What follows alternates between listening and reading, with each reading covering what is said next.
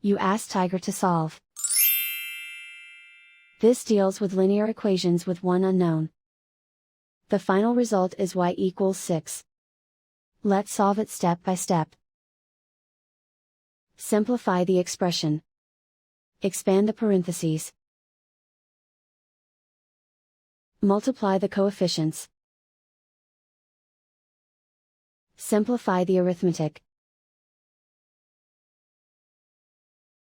Group all constants on the right side of the equation. Add 12 to both sides. Simplify the arithmetic.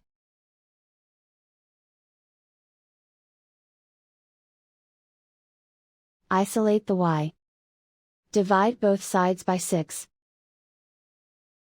Simplify the fraction. Find the greatest common factor of the numerator and denominator.